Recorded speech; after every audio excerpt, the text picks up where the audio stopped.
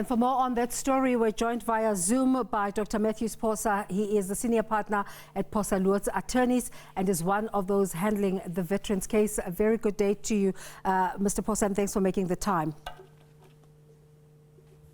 Good morning, Desiree, and to your listeners as well. And they're saying we refuse to prosecute. Is this the end of it? What's the way forward now? The way forward is very clear. The arrests were unlawful. We were considering bringing civil claims for unlawful arrest and malicious prosecutions, of course. And we're continuing with the civil discussions with government about the 2,400 clients we're acting for with the veterans to ensure that their claims are processed and that they get paid the 4.2 million each. That discussion has been going on, and the president made a statement in April that they'll look at it seriously, and we hope that we live up to that promise and make sure that these colleagues are compensated in a pension form with those amounts. So it's all systems go, we're going ahead. If we get no joy from the government, you can be very certain we'll launch a class action to ensure that we achieve their objectives. We cannot fold our arms and watch people becoming, hobos and criminals who gave their whole life, their whole youth to all of us. It's not fair. What do we mean when we say the arrest was unlawful, and was this the reason given? Does it negate the fact that the two ministers and the deputy minister were held against their will? But that's what you are saying, Desiree. The NPA does not think so. If it thought so, it would have proceeded with the criminal prosecution.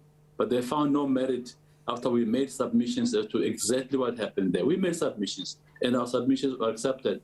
So the NPA, which is a state arm, said there is no crime committed.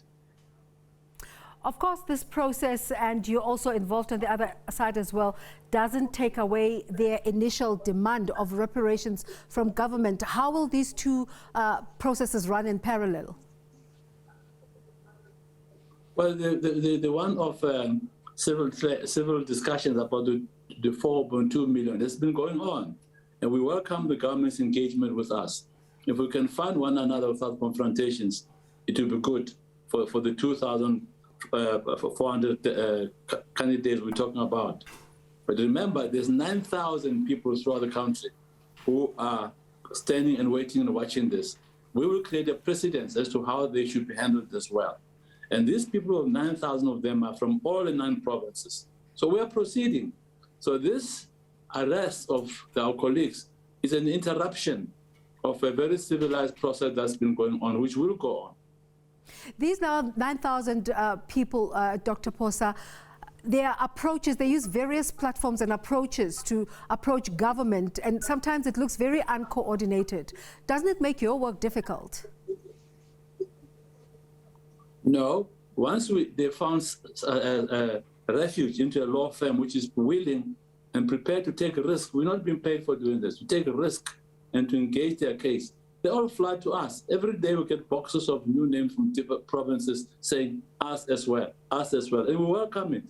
For me, as a former commander in the army, I find it very exciting that we're doing this. How would I look in the eyes of Oliver Tambo, Chris Hani, Joe Modise and Mandela if we just let this thing lie down?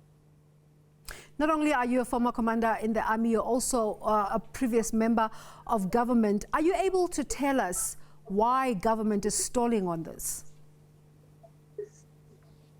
I'm not going to say government is stalling, but they have been meeting with us. And even this issue of the 4.2 million was an issue we raised in the discussion with them. I would like to encourage government to move with speed, obviously, but the guys are pushing. I'm not going to say they're stalling. The day they stall, you'll see me come with my class action. Yeah. So the people who are appearing in court yesterday, are they happy because of as a result of the outcome? They welcome the noble decision of the NPA.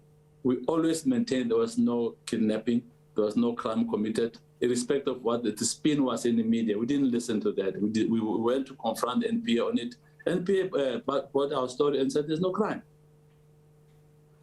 Quite an interesting one, and it would be interesting to just get into the conversations you had with the NPA leading up to the decision to drop the charges, but I imagine you will not be doing that.